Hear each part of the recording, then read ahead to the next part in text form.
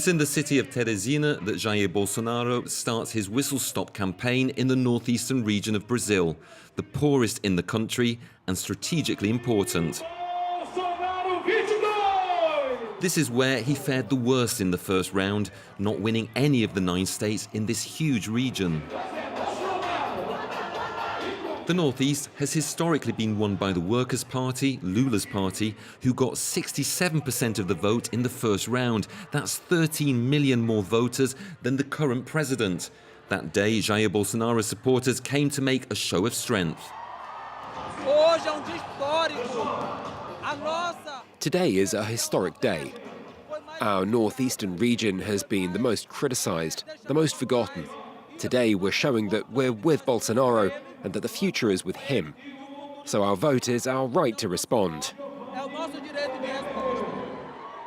Jair Bolsonaro is doing everything he can to win over the poorest Brazilians. On the eve of the election, he increased the amount of the family allowance he created, and almost half of the beneficiaries are in the Northeast.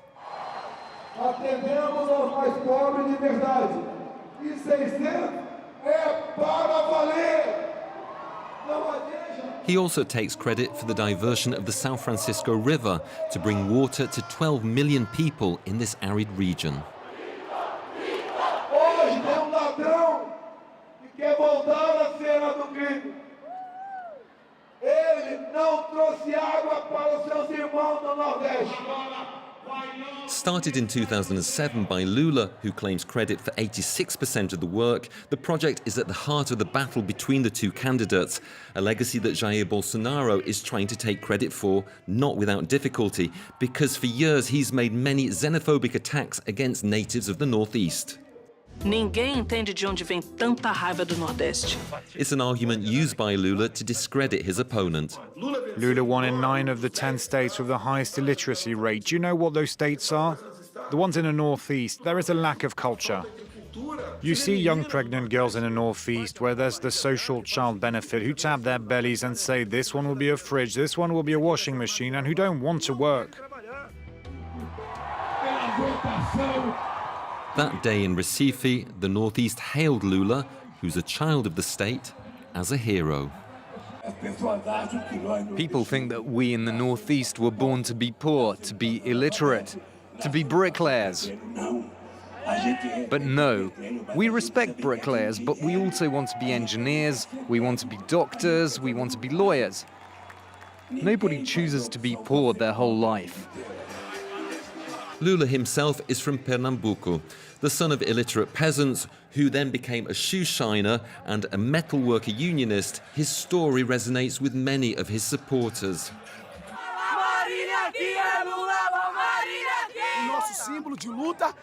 Our symbol of struggle and resistance is the comrade who lived through our struggles and our suffering. He wants us to get through it as he did. According to a study by the Brazilian Institute of Geography and Statistics, after Lula's 2 terms in office, more than 25 million Brazilians were lifted out of poverty. The Workers' Party, therefore, remains very popular in this poor region. These houses on the outskirts of Teresina are just one example of the many social reforms that took place during the Lula era. All these houses are part of the social housing program. Here in these blocks of flats, people have opened bars, shops. It has changed everyone's lives. Acélio's life changed in 2014 when he received the keys to his house. He and his wife are among the 15 million underprivileged Brazilians who between 2009 and 2018 were able to buy a home thanks to the My House, My Life program. We used to live with my parents. We had built a small house at the bottom of the garden, 15 years living at the bottom of the garden, until we managed to get this house.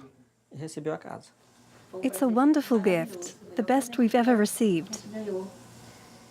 This house. Our nest. We call it our nest.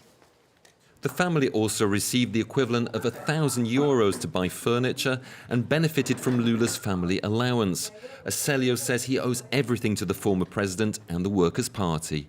This banner does not come out of the car. As we say here in the Northeast, Papa Lula. with all that he has done for our region. Despite Jair Bolsonaro's efforts to attract voters, Lula seems far ahead in the northeast. According to a recent Datafolha poll, the former president has 70% of the vote, a score so high that it would allow him to win this election.